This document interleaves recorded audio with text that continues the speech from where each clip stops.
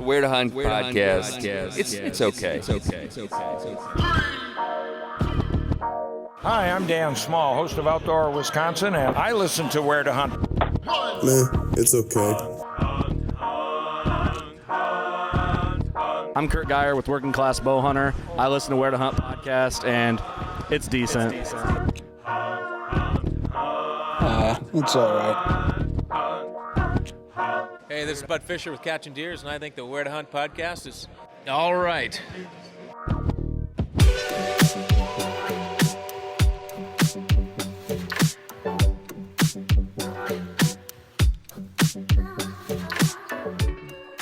Howdy, welcome to the Where to Hunt podcast. Today is March 31st, 2020. I'm Eric. Greg here. Greg is here. Hey, this is episode... what episode is this? 126, I think? Is it a buck 26 or is it a buck 25? I don't know. You might be talking about those gas prices. Yeah, isn't that ridiculous? How low they are, and we have no place to go to enjoy it. My truck's just been parked. I had to run into work to grab some extra monitors the other day, and I was like, woo, road trip, you know? Right. And I'm down to going in basically on Mondays to make sure some things are going smoothly at the shop and to do any build-outs if they need to be built and check on some other odds and ends. Any building maintenance stuff, you know, like toilets and whatever else. Fun stuff, Greg. I will. So, okay, we do have a guest on the line. They're hanging out in the studio. We're going to bring them on in a second. But before we do that, we want to do our call out to our sponsors. And I'm holding on to your backwoods grind. I'll try my best not to drink it. That's going to be hard. But well, if you can resist, that'd be much appreciated. But if not, I'll understand because it's just that damn good. It is that damn good. Shout out to those guys for keeping us going, giving us the energy to do the show. Head on over to backwoodsgrind.com, enter in code W2H podcast for 10% off. And then we urge everybody every week to switch boots to Gumleaf USA. GumleafUSA.com. These are natural rubber boots, 85% natural rubber. Vibram soles. They go up higher on your legs. They can fit your calves better than some boots. They're easy to get off. They're comfortable. They're just a very durable rubber boot. More durable than I think what you'd find in the big box stores. I think you'd agree with me, Greg. Don't forget about that Vibram sole. The traction of that Vibram sole is excellent. The flexibility and the traction of it. So head on over to gumleafusa.com, enter in code W2H2020 for 10% off. And then we're sunsetting our sponsorship with Musket Powder, but today is the last day, so we are going to do a recipe of the week. That's going to come on post. And head on over to musketpowder.com. We've seasoned all sorts of food over the last few months and beyond with those guys. So musketpowder.com. Enter in code W2H podcast for a BOGO. Buy one, get one. And we're going to do one more giveaway for the recipe of the week submission. And then I will say. Go ahead. I will say, I'm going to cut you off. The red top musket powder, a little sweet and a little heat. Oh, so nice. A little shake, a little bake. That's all I'm going to say. All right. Good call out. Our newest sponsor. Welcome, everybody, to the family. Vector Custom Shop. So VectorCustomShop.com. These guys have some heavy-hitting arrows. They are the real deal. You know, we had those guys on the show. When was that, Greg? A couple months ago? Yeah, it was a couple months ago. And they, quote-unquote, showed us the hammer. Their featured arrow, the HMR. That thing's ridiculous.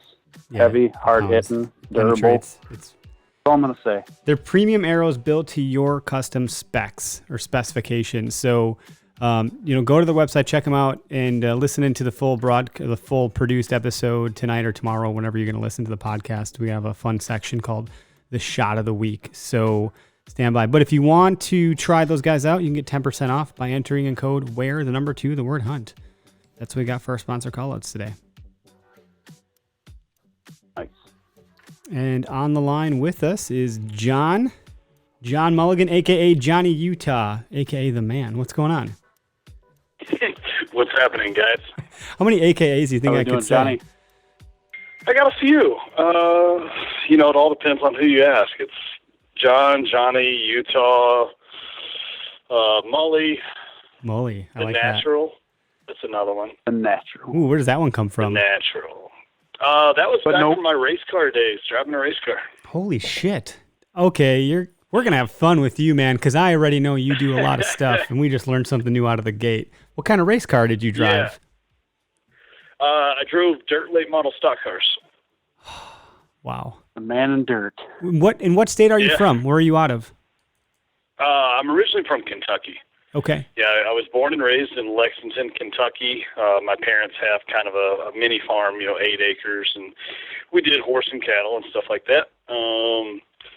So growing up in Kentucky, you got two options. I mean, if you're going to get in the racing thing, it's either dirt track or it's drag strip stuff. And one side of my family was big into drag cars, but my dad was big into dirt cars. So, when I was younger, I did some motocross stuff as a kid and through AMA and drove a Kawasaki, a couple different Kawasaki bikes for a dealership there.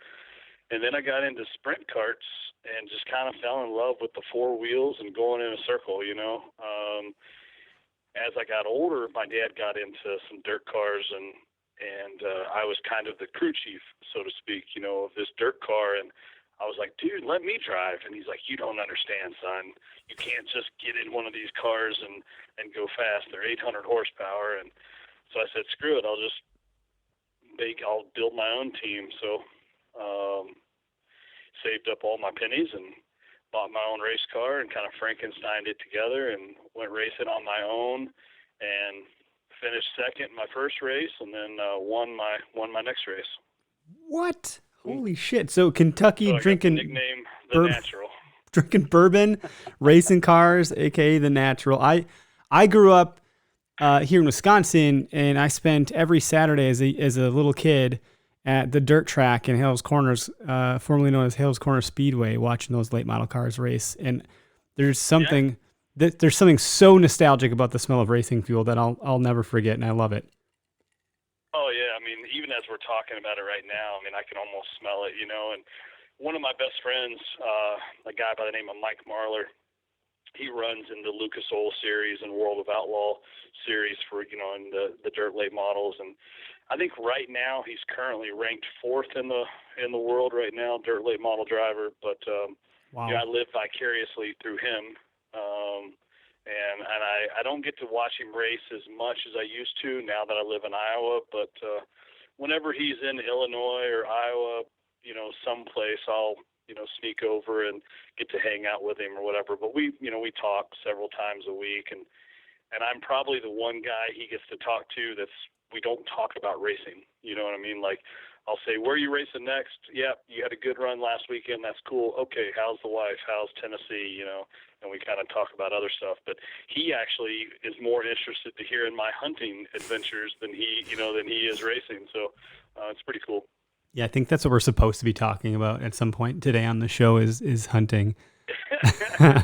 We'll get there. We can take our time. Well, if we're not it's getting shut down everywhere, man. Like my Nebraska plans literally just got shot.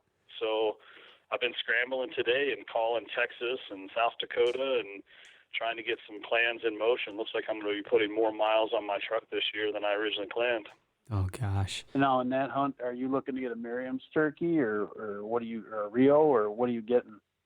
Yeah, so the goal is to do all 4 birds in one season with a bow. And, I just shot my Florida Osceola last week with my bow. So, the plan was to go to Nebraska.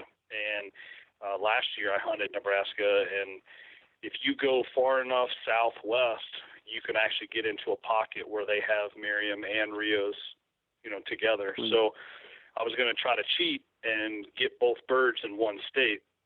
But yeah, now it looks like, musket powder Ward. I'm going to be hunting with Ward down in Texas in a couple weeks. So, very cool. I'll be heading down there. to get a Rio, and then we'll probably shoot a hog or two while I'm down there. He invited us down there for some hog hunting when this all clears up, so you have to tell him we say hi. Yeah, I will.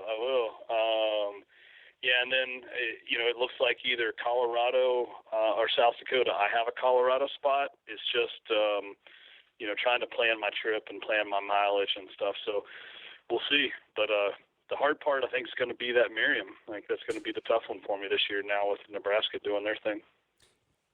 Greg, so we talked with Stephanie with the Woods and Waters Project. I think that was last week. It's all a blur. Yep, Stephanie Bussenberg. Yep. Yeah, she said she was going to be doing something similar. And is there a name for that? Do you call that something when you get all four? Well, it's a slam. Yeah, I think they call it the quarter slam. Okay. That's cool. Yeah, she said she was doing something similar. So I wonder if she's going to have some of the same kind of run up to the same kind of constraints you have with everything going on right now.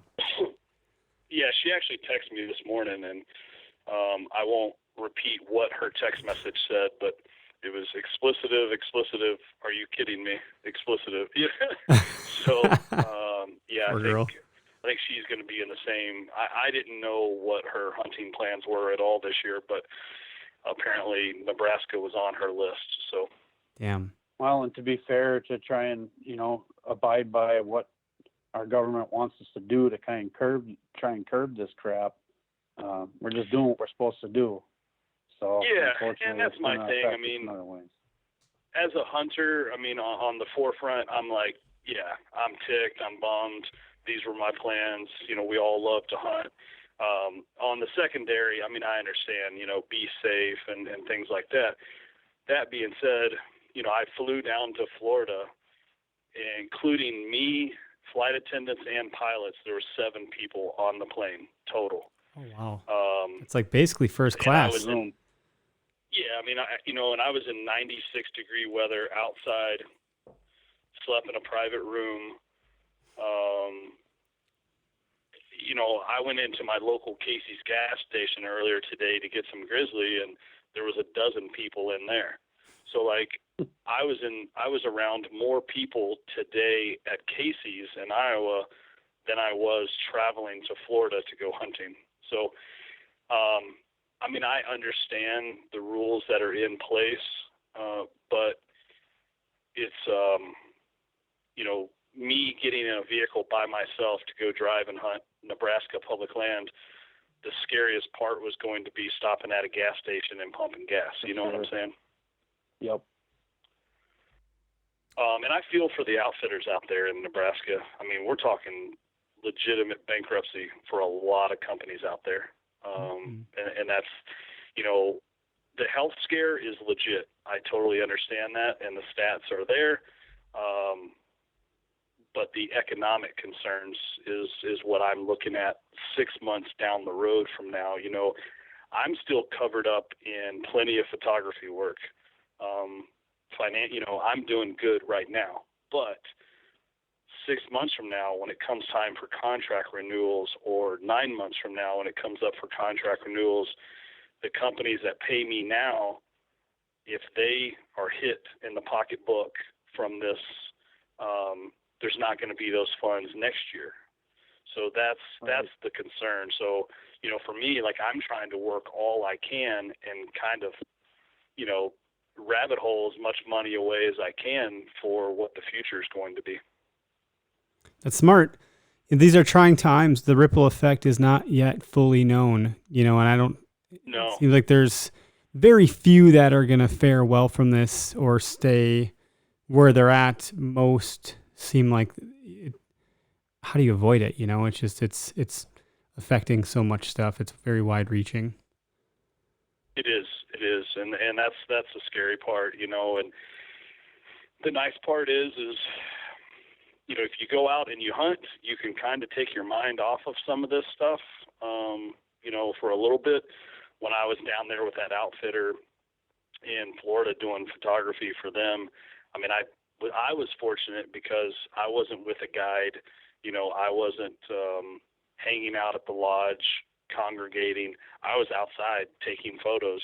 Somebody shoots a bird and they come in and I do their photos, and I just kind of hung outside. It was nice. I mean, in all honesty, it was nice just to be in the warm weather, but for that 4 or 5 days, I don't think I really turned on the news or saw anything that was going on. I called a good friend of mine when I was going down there, and I said, "Hey, how serious is this?" And he's like, "It's pretty serious." And he's like, "But in all honesty, you're probably in the best place you can be, because this whole coronavirus, doesn't like UV light. It doesn't like, the warm temperatures. So being that you're going to be outside and it's 96 degrees in full sun, you're probably in a pretty good spot, Yeah. So, it's still scary because, I have 3 children and you want to be safe. So it's I'm still kind of going about my business just a little safer than I was. Yeah, that makes sense. As a parent, you have a obligation, a duty, responsibility. At this point. And they use the word essential and non-essential, and for every human, that has a different definition. Yeah, it's a pretty gray line. Money is essential, and work is essential. So, I'm just doing it a little differently than I did before. A lot more solo photo shoots and things like that, and just being safer about it. Yeah, good for you. Staying away from elderly people and things. So we know that some of your trips are going to be kind of rescheduled, moved around, shuffled a bit, kind of off the rails. What I want to talk about, just in the context of what's in season, turkey hunting is here for some, going to be here for others very soon. And, that's permitting whether or not their state is going to allow it, et cetera. We haven't heard anything coming down the pipe here in Wisconsin that I'm aware of that's going to not be the case here. Our DNR has been pretty good about making sure our public lands are open and keeping things in season, which is, I'm incredibly happy to be in the state where they're allowing that kind of stuff to still go on. But, I think maybe let's touch on your bourbon barrel calls. And then if we want to talk a little bit of strategy, because you obviously have had already some success turkey hunting from what I could see online. So I'd love to unpack that. Yeah. Bourbon barrel calls was something that was kind of born last year during turkey season and a lot of road miles. I was down in Kentucky. I was down there with an outfitter taking photos for them, and then I left their facility and I went to a private piece of ground that I hunt on in northern Kentucky, close to where I moved from, and just kind of was thinking about different ideas about different products. Obviously I don't design products for Wicked Tree Gear anymore since Todd and I sold that business several years ago. But I still love products. I still like design work. And right now I'm a consultant for Mystery Ranch Backpacks. So that kind of keeps me involved in doing some design work and stuff. But I wanted my own product that I could do the marketing, I could do the content creation for, and almost just kind of test myself. So I have an 8-hour drive from Kentucky back to my house in Iowa, and from start to finish, the company was done. I had my marketing plan, my business plan. I had all my design features that I wanted to do, the different number of SKUs that I wanted to do. But it basically was birthed from my Kentucky background in bourbon and making a pot call out of reclaimed bourbon barrel lids. And there's a lot of people that are way more intelligent than I am that have predicted that with just normal deforestation and with furniture making and things like that, that there's going to be a shortage of mature oak trees if we don't correct this issue. So instead of taking a viable resource, I'm taking something that's already had its life. It already did what it's supposed to do, and using reclaimed bourbon barrel lids and turning them into turkey pot calls. Obviously, Kentucky is a big state for turkey hunting, and the popularity of bourbon is not going anywhere thanks to Pinterest and things like that. So the reason why I went with crystal as my striking surface is, me personally, I like the sound. I like that raspy sound. that you can get out of a crystal call. Plus, it enabled me to do my marketing stuff that I wanted to do. So imagine a shadow box picture frame. That's what my turkey call is, and that's why there's a clear crystal striking surface so you can look into it. So that enabled me to do the soundboards out of charred wood. So it looks like you're looking into an empty bourbon barrel that's got revealing the charred wood.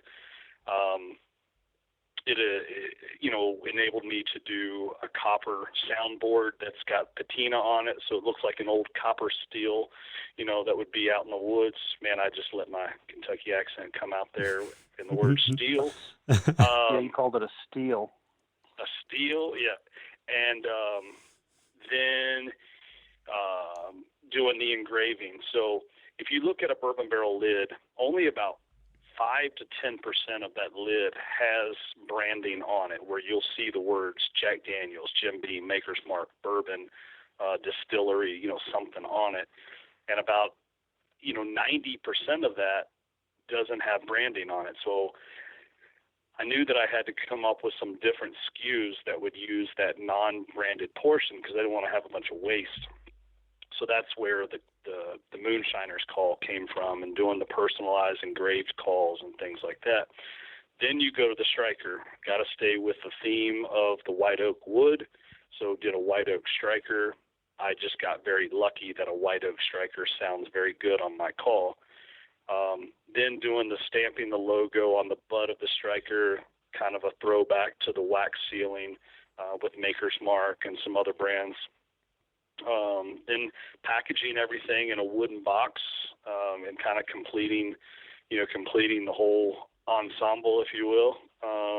And then to give the brand a backstory, that these pots are actually coming from actual, real, authentic, reclaimed bourbon barrel lids. And voila, then you kind of have the whole package. It's really It's unique. I'm just sorry, Greg, I interrupt you, and I'm sorry. You're good at it. It's fine. So I'm going to cut you off again. It's Good. unique, and it's craftsman, and it's pretty custom feel. You got something that's that'll catch people's eye, being that it's somewhat of a custom built call. Well, I appreciate it. It's been fun. And what it's, the other thing, there's a lot of things that it's done. One, it keeps me fresh. It keeps kind of those creative juices flowing, and I like products and stuff. But it served a couple of purposes. One, being a content creator and photographer, it's allowed me to do my own stuff. And doing the direct-to-consumer business model, I really like. Instead of letting the dealer be in charge of your sales, you be in charge of your sales. You can also keep your margins a little higher, so it allows you to do more things with your own internal marketing, and you have more ad spend for yourself. The other part is it complements my company, Johnny Utah Creative. I offer marketing consulting services and product design services for people.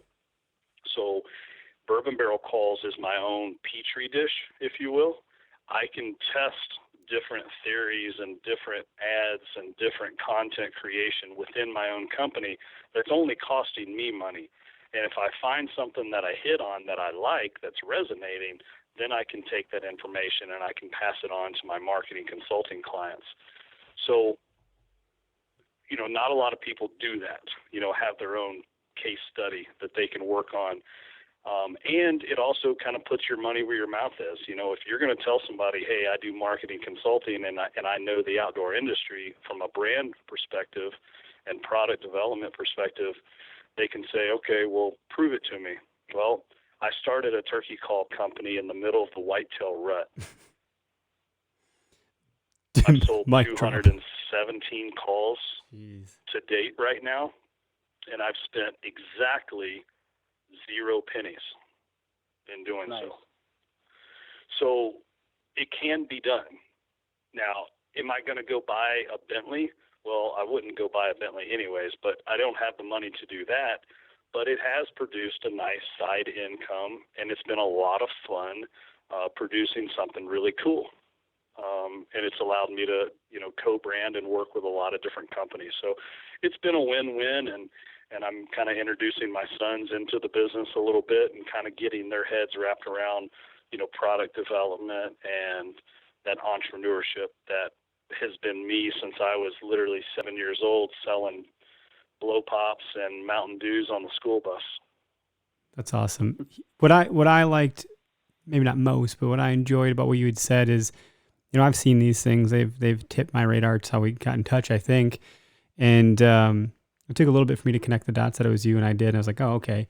But the perception from the outside in is these things are artisan. They're super cool, and cool is the word that I keep, kind of thinking about. But there's more to it when you talk about the lifespan of our trees and how people are building furniture, and that you're using something that's already had its life. And then you kind of, couple that with bourbon and the roots of Kentucky. And I mean, what a beautiful brainchild and a great place for you to have that testing grounds. It's no wonder it's doing well. You're pulling from a place of creativity that's like, it's almost like you were meant to do this or something. It's really something. Well, and then even a step further, my degree that was issued from Eastern Kentucky University is in turf and horticulture. So, that's another element, to it as well. And we're finalizing the details on a partnership with a group called the White Oak Initiative. And what we're doing is for every call that we sell, $5 is going to the White Oak Initiative. And that is actually the leading researcher and foundation that is going to be pushing this movement of planting more white oak trees so we don't have any issues. Wow. And what tree does a gobbler like to roost in? A white oak tree. So white oak trees. Yep. So it's kind of a neat deal how it's all come together. Was it all that strategic, or did it kind of start to fall into place as you went? Because if you told me on this 10-hour car ride you thought of all of these things, I would call you a genius. Well, it was an 8-hour drive. I mean, I got home and my wife's like, oh, hey, how was your trip? And I'm like, hold on. Ran to my office and literally started writing everything down, and then I got all my notes in place so I didn't forget anything. And I was like, okay, how's everybody doing? What I missed while I was gone on the trip. So, it was, like I said, it was literally an 8-hour drive. And I had a couple of buddies that along the drive, I bounced a couple of ideas off of, like Chad Sylvester from Exodus Trail Cameras, another super smart business guy that I'll bounce some finance type logistic ideas off of. He's really good with that. And I had a couple of buddies that are just outside the box thinkers that aren't really business guys, but they're good creative guys, and bounced a couple of ideas. And literally, like, every phone call was, dude, home run, dude, home run, dude, home run. And then, we've been able to do some cool stuff with Sam Solholt and the Public Land Tees deal. It's kind of cool how it keeps branching off and spiraling and going in different directions. Had one guy try to rip it off. One guy tried to make some calls called whiskey barrel calls. And I got a little worried at first. I was like, oh, crap, I got competition. You know what I mean? But he sold 4. So I wasn't too worried about that. But well, you seem to be one hell of an executor, though, because, like, everyone that said home run, home run, home run, it's great to have the idea and the concept, but not that many people can execute the way that you have. Well, and that's the thing. Like I've always said, there's a lot of great ideas out there. And there's a lot of great products that just never did make it in the market because of they just didn't get the traction or bad luck or whatever. And and there's definitely some luck that comes into it. But timing is huge. I mean, would I have been better to launch this thing in turkey season? Sure. But I chose whitetail season for a reason. I wanted to catch that Christmas season right off the bat. But I started the company with $378. That's all I had. I had $378, like literally in a checking account. And that's what it cost me to be able to buy the materials to make the first 10 calls. And then once I sold those 10, then I had more money. Then I could buy more materials and make 20. Then I could make 40. Then I could make 60. You know what I mean? So you really bootstrapped it, yeah. You know, bootstrap this thing along. I mean, it would have been awesome to go to the bank and be like, hey, I need 10 grand so I can launch this thing. So in the beginning, my margins were very small, and now the margins are getting better because I'm able to buy in bulk and stuff. But you know, I'm hand assembling all these things myself in the Bourbon Barrels headquarters, which I've made very clear is my basement of my house. And, Bourbon Barrel headquarters. That's great. Yeah, I do videos all the time. I'm like, coming to you live from the Bourbon Barrels HQ. It sounds cool. My basement. I'm like, man, where is that? Yeah. Maybe someday I'll have a shop or something, or I'll rent some space. But no, for the time being, everything's assembled down there in the basement, and I make daily drives to the post office, and they probably hate me, and you know, shipping out calls every day. But yeah, it's been a lot of fun, man. So I did tune into the Exodus episode. We've talked to those guys on our show, and I talked to their marketing guy quite a bit for similar reasons, bouncing those creative ideas off each other. But on there, I heard them ask, you know, how many of these things just sit and look pretty versus getting used, because it's such a cool piece, right? It's not. Yeah. It's something to be admired. It seems like. It's funny because I've had people that'll tell me they'll buy it and they'll say, you know, I'm never going to take this out in the woods. I'm like, no, dude, take it out in the woods. It sounds great, you know. And then one guy bought it, said he was never going to use it, and then I guess he couldn't resist it. And he went ahead and conditioned it and struck it a few times. And he calls me and he goes, dude, I actually thought this was like a novelty piece. I didn't actually know it sounded good. He's like, I'm not bullshitting you. He goes, this thing legitimately sounds great. It's the best sounding call I've ever owned. And I'm like, yeah, cool. You know, so it's good to hear. That's cool. So turkey hunting. What is the picture I just saw with you holding a big ass bird? Where did you get that? That was that was Florida last week. So that was okay. That was my Osceola. Yeah, it was 19 pounds, 2 ounces. Oh. He had 1.25 spurs and a 10.5-inch beard, which compared to like Wisconsin and Iowa, Kentucky, like those aren't big numbers, but in Florida, that's a big bird. It was a real big bird actually. So yeah, that was pretty cool. Get down there. Those birds don't have the hard winters we have, so they don't have to be. No, they don't have the hard winters. But they don't. Cool, I don't know if they just don't eat a lot or what. They don't get real big. Greg, you don't need to. You're going turkey hunting, right? Yeah. I got 2 tags. I'm looking forward to it. I think my first season's the end of April, and my second is middle to end of May or something like that. So I got 2 tags in my pocket. First one I'm gonna go chase with a bow. If it doesn't go well, I'll break out the boomstick and then there you go. Try to get after it that way. But we'll see. Right now, most of the spots that I hunt, I haven't seen any birds running around anywhere. So wait till it greens up a little bit and things kind of settle down with the weather here, and hopefully I start seeing some birds. Do either of you guys deploy any like particular type of strategy in terms of like scouting or calling? Obviously the bourbon barrel calls, I'm hoping you're using those, but like I know people talk about like the diaphragm, and you know, how do you go about it, right? Like everyone's got their different approach. Yeah. So, you know, I'm fortunate in Kentucky that I've got a couple of pieces that I just know there's a lot of birds on it. But I like open fields because I'm always with a bow. I'm always in a ground blind. So I like open fields, and I like being, or logging roads.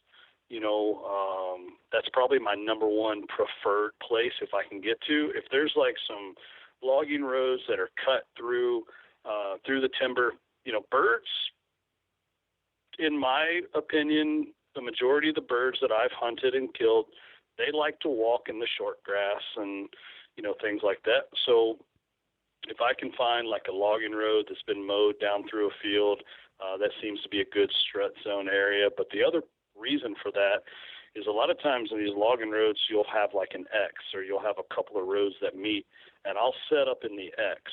And it's not so much X marks the spot, it's that I can set up my decoys in the X, and birds can see my decoy spread a long ways away, down through those. So if one pops out in that road, he's going to see my decoys, I usually try to find, or, obviously the way I set up is for more aggressive birds that are going to come to me, not hunting with a shotgun. I'm not getting out there in the timber and like walking around and calling, and then when I hear a bird, and then try to close the distance and get on him. I'll do that a little bit in an afternoon situation if I can. But, yeah, man, hunting out of a blind and a decoy spread, sometimes it makes for some long sits because I'm really trying to get those birds to come in. But I like ridge tops. I try to find where I've got a bunch of roost trees, a lot of, big oaks and things like that. If I've got cows, I'll try to set up pretty close to the cattle. And just because, it seems like those Easterns are always flipping over, cow crap and stuff in the field, looking for bugs and everything else. But my strategy is once I get set up, I will always have a Jake. I use the Dave Smith decoys. I'm not sponsored by them. I've never received a discount by them, but they're the best decoys that I've personally used. And the detail looks amazing. Oh, they're crazy. It's unbelievable how realistic. I mean, you fall asleep and, nod off and wake up, and if you're not careful, you'll almost come to full draw on your decoy. And I usually have a Jake set up about, 7 to 10 yards away from me. I'll have him facing me, and then further away from me, I will have usually a feeding hen. I'll do the feeding hen a little bit closer to me. I'll take the breeding hen and tuck it up underneath that Jake, and then I'll have an upright hen a little further away from me, and kind of make a triangle shape out of that decoy spread. But for me,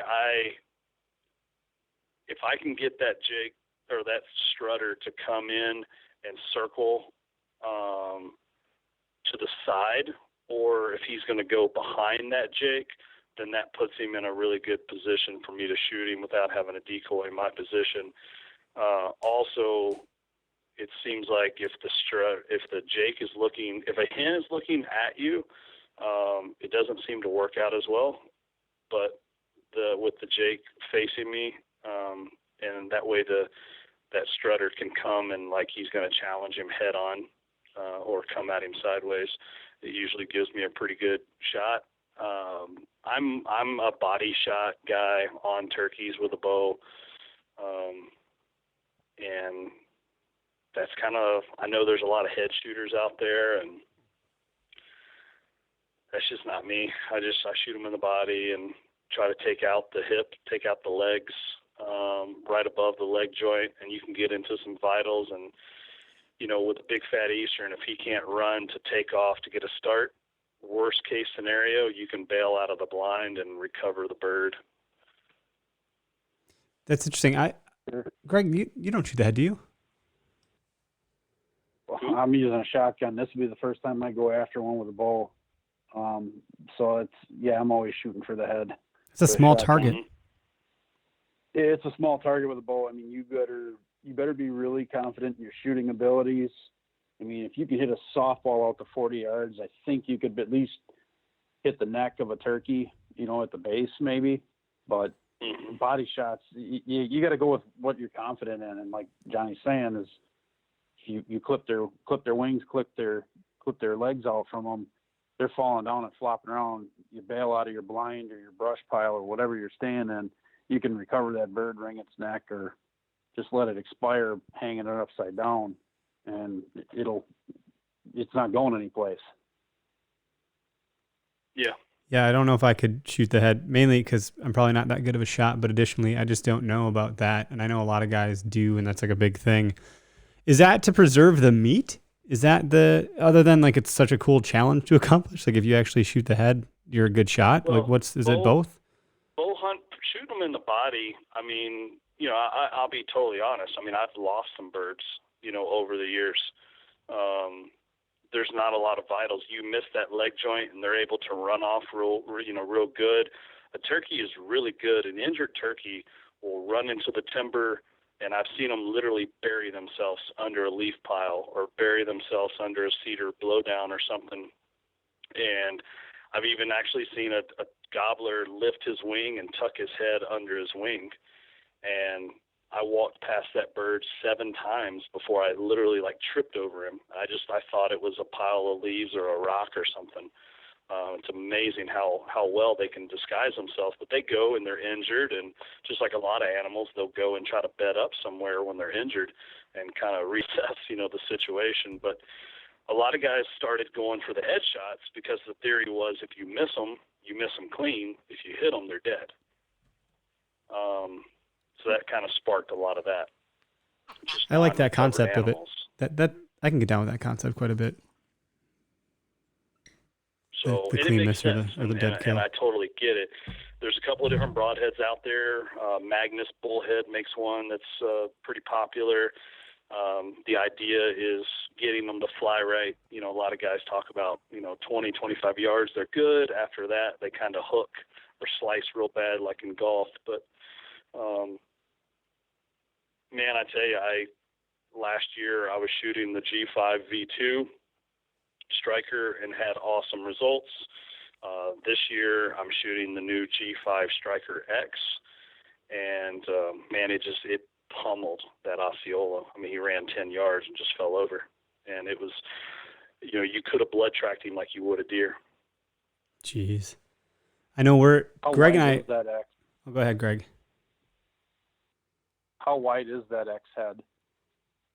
Oh, let's see, inch, shoot, I should probably know that off the top of my head.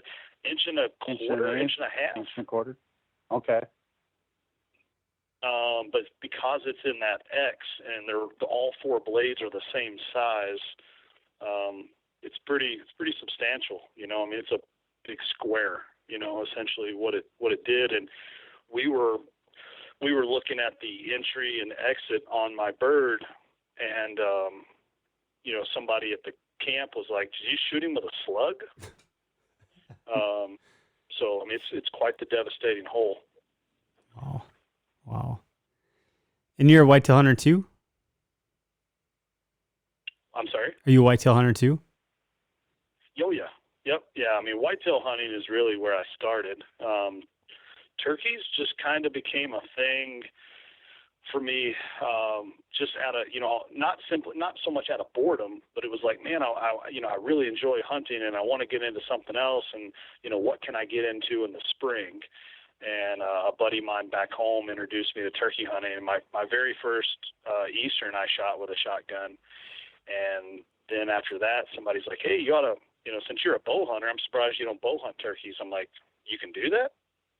So then I got into bow hunting them, and the last animal that I ever killed with a gun actually was a turkey. So I've been exclusively bow only for every animal for the last, I guess, 11 years, 12 years. Holy crap. Wow. Cool. So I don't know if you've listened to the show before, but we didn't get a chance to kind of brief you with the lay of the land, and I think you've navigated it just perfectly fine, which is great. It's not like it's complicated, but usually I plant the seed and have you think about your most memorable hunt. And I'm going to put you on the spot because I didn't get to plant that seed. Anything come to mind? We're ready for a story here, so we're going to sit back, sip our drinks on this side and just listen. But if you have a memorable hunt, we'd love to hear it. Man, there's been a bunch, but the one that I give the nod to would probably be kind of how I think everything started for me as far as getting into this industry and stuff. My first filmed hunt was back 2013. I had just joined up with White Knuckle Productions, and a buddy of mine, he said, man, I'm hunting this piece of property and you're more than willing to come out here and hunt with me. He said, but, I don't film any of my hunts, and you've been given an opportunity to film a hunt that's going to go on this show and on a DVD. And I would rather see you get the first arrow, on this property. And he gave up the property to me, and we went and I ran a bunch of cameras, identified, a deer that I really wanted to go after. So we knew that getting into this spot was going to be very, very tough. And this is early season Kentucky. So we're talking early September. It's super hot, super buggy, running ozonics the entire time. We know that we're going to have to get in super early. He made one condition. I will let you hunt this deer on my property, but you have to let me run the video camera. So I'm like, yeah, sure. It's better than self-filming, right? He falls and breaks his wrist the night before the opener. So now he can't climb trees. So we had all this. This was all set up perfectly. We already had our tree stand hung, trimmed out. We had the kill spot. So now we have to sneak in with a ground blind. It's like 98 degrees and brush this thing in. We sneak in, get it all done. We're wearing shorts and tank tops, just trying to not sweat as much. We crawl into the blind at like 2 p.m. We have no idea exactly when this deer was going to start transitioning down through this creek valley. And so we get in, and of course we sit there and almost die of dehydration. We wait about, probably about 4 hours, and we see the deer coming from this ridge down to the creek we're assuming, coming down there to get something to drink and running the ozonics, you know what I mean? He walks right into the scent cone, and I made a 32-yard shot. This deer runs about 40 yards, and we have everything on video, and we make the recovery, and it's my first legit nice buck, you know what I mean, that I shot with my bow ever, and it's the first one on video, and, we ended up using that on the DVD for White Knuckle Productions, No Rest for the Wicked. That was the DVD that it came out on, and that buck ended up going like 159, just shy of 159.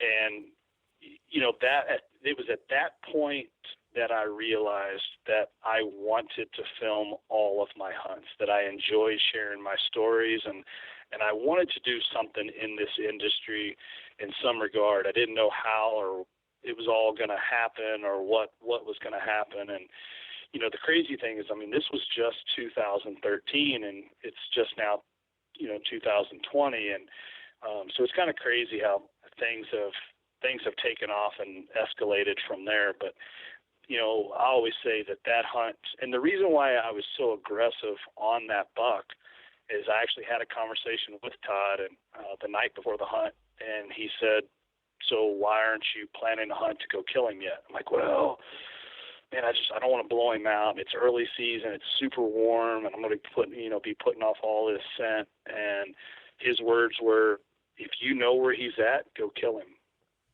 And that kind of stuck with me. And, that's exactly what we did. We knew where he was going to be transitioning from, and we kind of just said, screw it. Let's just go kill him. We went in and killed him, and it was done. Now, the only bad part about that season was, this is early September, and I'm watching everybody else hunt from the sidelines, Kentucky being a one-buck state. And at that time, it wasn't in the cards to do a bunch of traveling and try to do some destination hunts and, stuff like that. I was just so jacked that I'd gotten this buck on video and, it was going to make it to a DVD and whatnot. It was just kind of crazy from there. Then things kept just kind of growing from there. 2014 and 15, and then 16 moving to Iowa, and it's been a pretty wild ride, that's for sure. That's something, man. That's super cool. What are the odds of him breaking his wrist the night before? Holy shit. Yeah, I was like, and looking back on it, like, dude, that's just my life. Like, that's how things work for me. Extremely bad odds, or unfortunate situations, horribly bad luck. And I've just always been that person that is like, I don't care what the odds are. I don't care what it takes. Just get it done. Like, are you depressed? Okay, no, I'm not. Put that thought out of your head. Set goals and knock them down, and don't let anything stand in your way. It may not happen overnight, but if you believe it and you have the drive to do it, then you can do anything you want to do. If people say, well, I don't know how to do that, or I'm not skilled enough to do that, there's YouTube videos for it. Yeah. You can learn what you want to do. And I mean, I didn't even own a video camera until a week before that hunt. I didn't buy my first DSLR camera until the summer of 2015. I always laugh when people say, where do you see yourself in 5 years? Who fucking knows, man?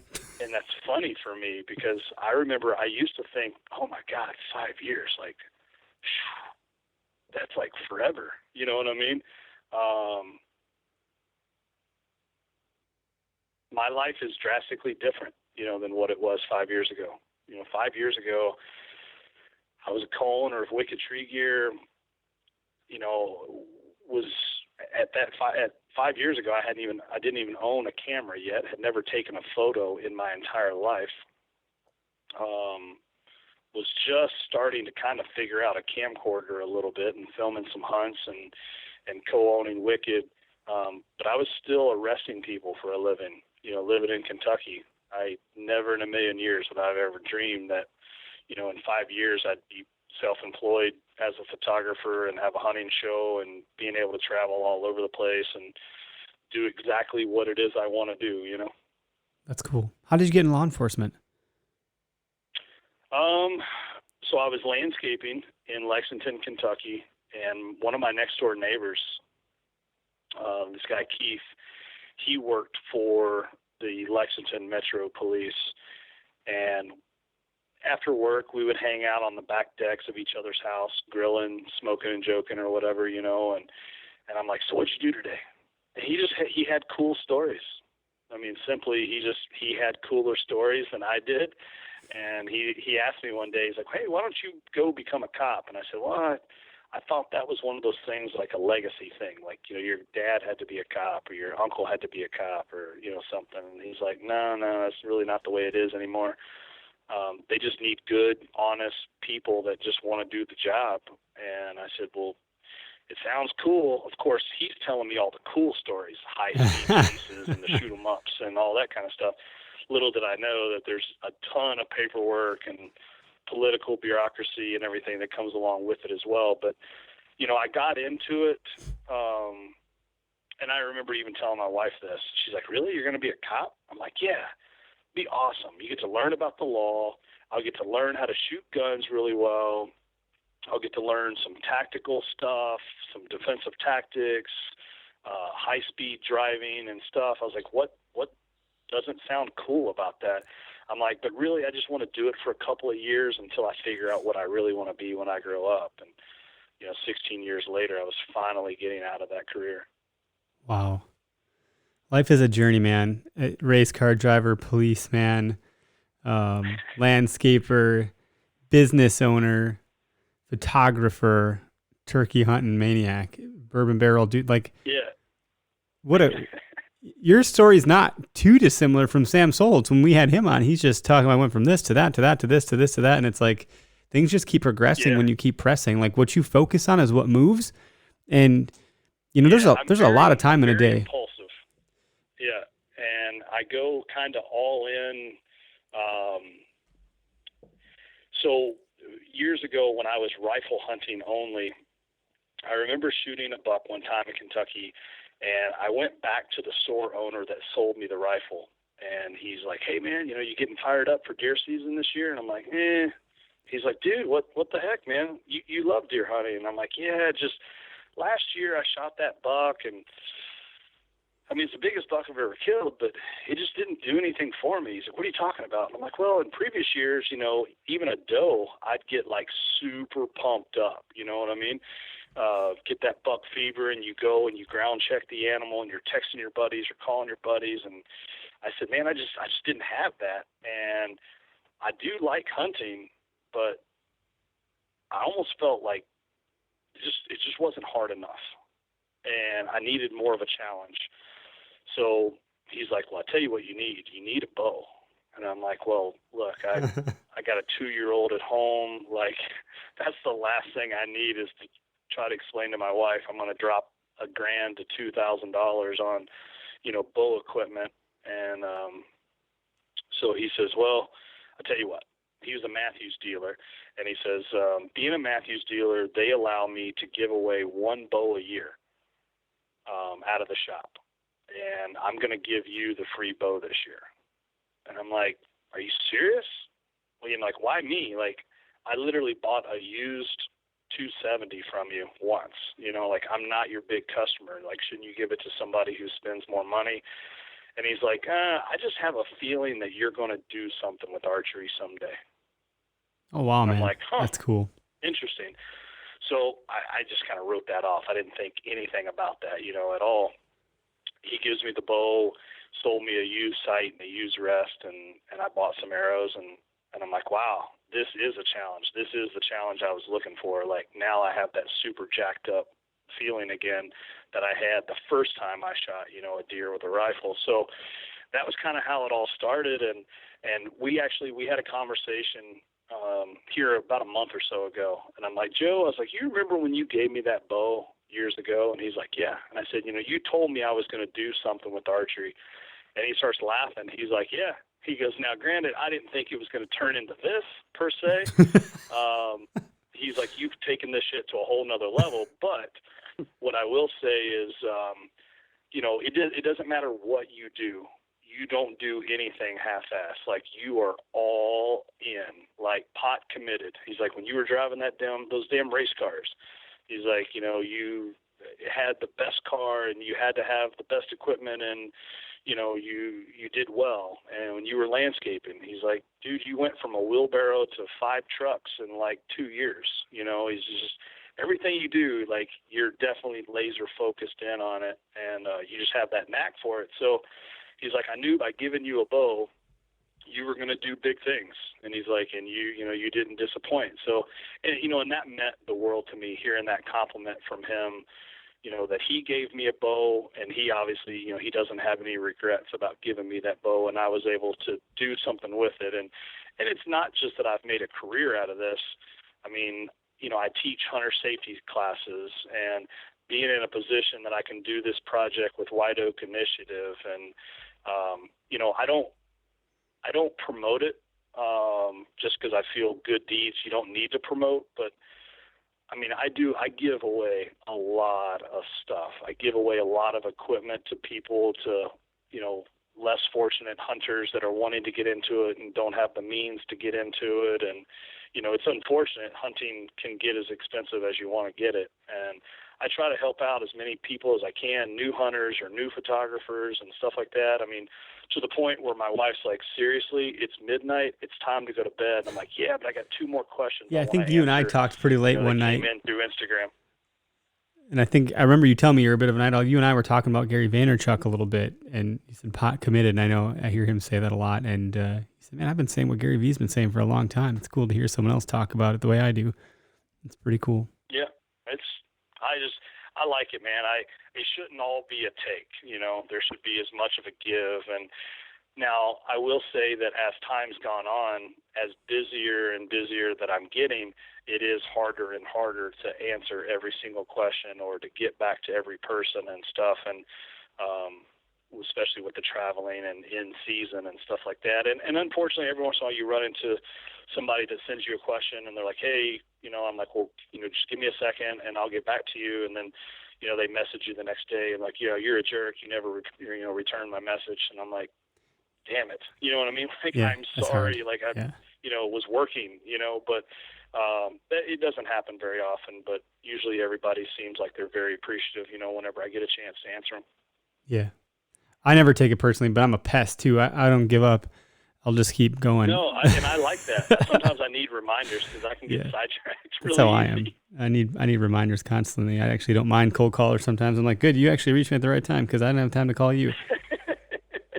But hey, there's a couple folks still in the live, viewing. If anybody wants to call in, ask some questions for Johnny about anything. We didn't even talk about the archery stuff you're doing with Arrow Wild TV or like the TV stuff. I just want to put that out there. If folks want to call in, now is a good time to do that. We'll take a couple calls if we can. We're, rolling over the 8 o'clock hour, depending on where you're from in the country. Maybe it's 9, maybe it's 7, whatever. But most folks are home, I think. And if you want to pop on, the number's on the screen. So give us a call, and we'll bring you in the show here. But we can keep shooting the breeze, for a little bit. See if anyone wants to call in, and what.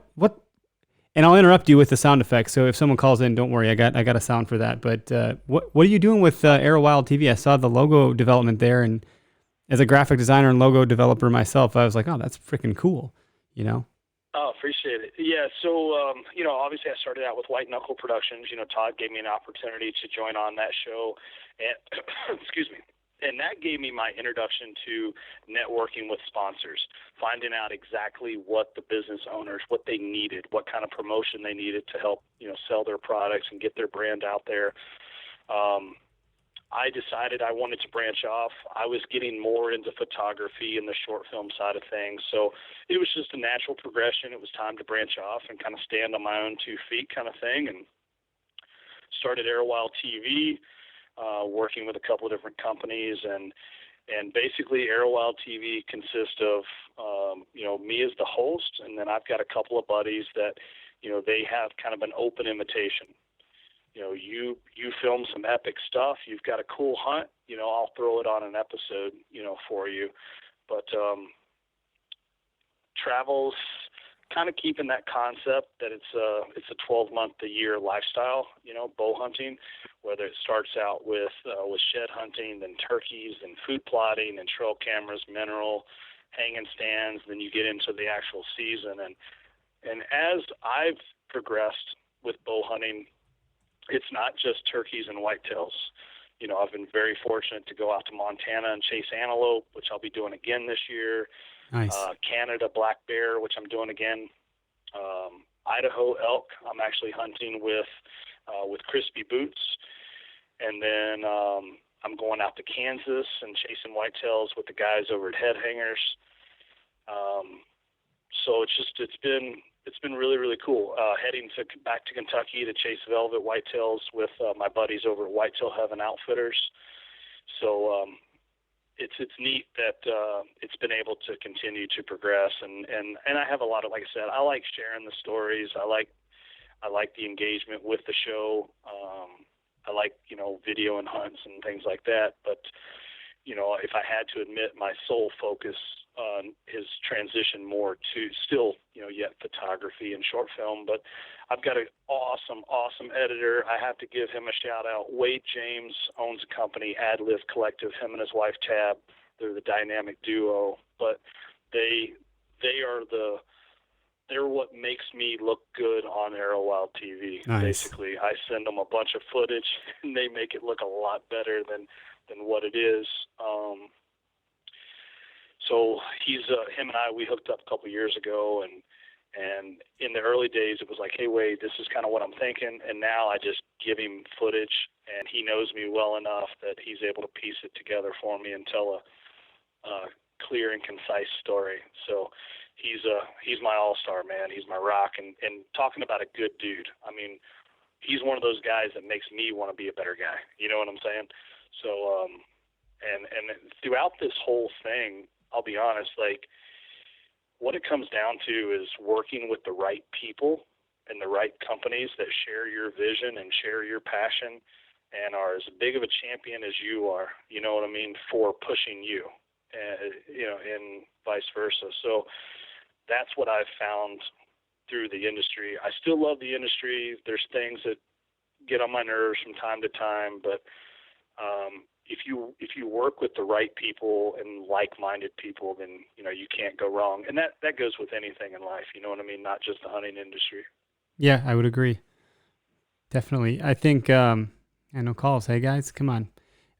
There was one question that came in to the comments from Zach Hoheisel, who's been on the show. He's called in a number of times, so we call him a fan maybe at this point. He actually does some pretty cool video work himself, but he said, ask Johnny how Hannah Barron was in person. Princess or the badass she looks like on social media? 100%. So I've known Hannah through the industry, just, here or there, shake hands, hey, how are you? But we actually got to spend a lot of time together this past September at Whitetail Heaven. She was hunting there with those guys.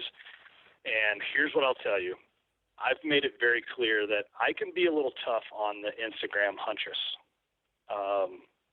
I don't usually hide behind that. I wonder if who's better or worse, you or T&K hunting gear.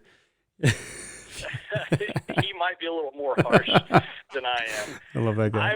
I'm just be real. You know what I mean? Whether it's guys or girls, you know what I mean? But Hannah rolls into camp, super friendly, super nice. We're chit-chatting, hanging out. Because she got to camp late, she kind of got last dibs on hunting stands. And the stand that she went to was the stand that none of the other hunters wanted. She went to the stand by herself. She smokes a beautiful velvet 8-pointer, a giant 8, just gorgeous, giant G2s. I had a blast taking those photos for her. And we take a bunch of photos. Everybody eats dinner. Everybody kind of disappears. And I'm like, hey, where'd Hannah go? Run off to. And I see the lights on at the barn. This is 4 o'clock in the morning. I walk down to the barn. She's field dressing her deer by herself. And she's got her hands inside the deer, not rummaging around like she's looking for things. She knows exactly what she's doing. She's got blood up to her shoulders. And, yeah, a beast. And I walked over to her and I shook her hand. I said, hey, sometimes I can give people a rough time, but you just earned my respect right here, right now. You've got all my respect. So since then, we stay in contact. We usually text, chit-chat back and forth at least once a week. And I'm going to be going down to Alabama this June to go noodling catfish with her and her dad. So she's legit. She's the real deal, and she's done a very good job of conducting herself as a lady, great ambassador of the sport and the outdoors. And I think a lot of young women who are getting into hunting can look up to her and see how she's navigated her way, and she's done a really good job. Hopefully that answers Zach's question. I think, Greg, do you got anything over there?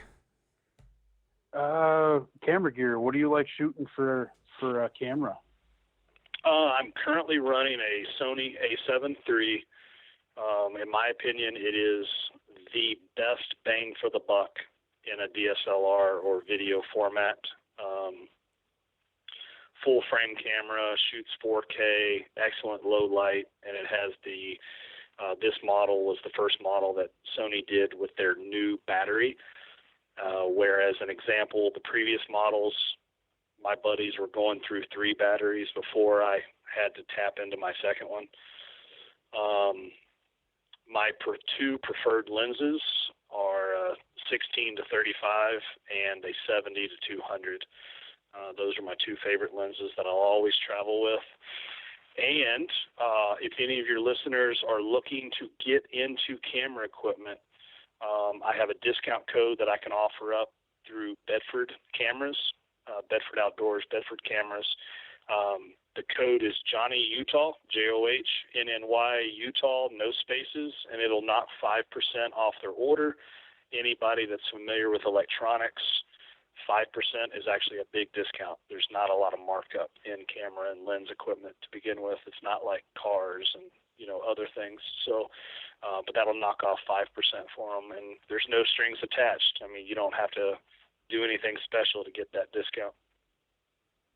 That's cool. That's cool. Do you use that for both video and photography? It's pretty good in both realms. I do. Yep, what are you running for a mic then on that? Well, mean, obviously, operating a DSLR in video mode is a little more tricky, than with a camcorder. But it's just, it takes a little more time to get comfortable using it as a video camera, especially tracking objects like animals moving and things like that. But yeah, I use it for both. That's cool. I know a lot of guys will use it for like their B-roll stuff to get that nice shallow depth of field. And, I remember back when I was shooting DSLRs, when it was the Canon T4i as an entry camera. And, the reason I got that one was, the motor's quieter on this one. So you're not going to pick that up on as feedback, versus some of the other things on the market. Sure. But that was a while ago. That was like 2013 or something like that. So it's been a minute for me. That was 7 years ago already, which is hard to believe. Yeah, my first camera, I had a T5i. That was the first camera that I bought in 2015, and then I went to a Canon 5D Mark III. Oh yeah, shit. I switched to that camera whenever I joined the Sitka ambassador team, and just because I knew how much Sitka pushed photography, and I'm like, oh boy, I better up my photo game a little bit here.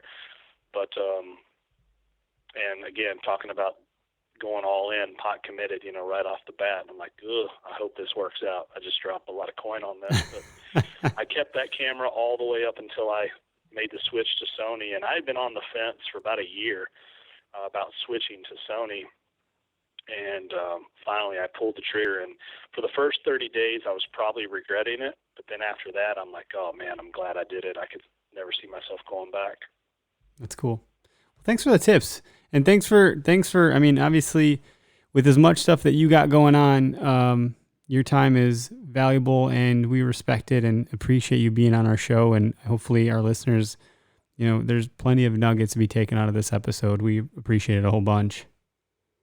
No, thanks for having me. I like doing these, and it's a lot of fun talking with fellow hunters and stuff like that. And I know we've kind of messaged and commented back and forth on Instagram and stuff like that. So it's actually nice to talk to you guys and kind of put a voice and personality, with the Instagram handle. But whenever before we jumped on here and you were like, hey, are you good to go? I was literally on my phone loading up my new episode clips and teasers and swipe ups on Instagram. I actually just dropped an Arrow Wild episode.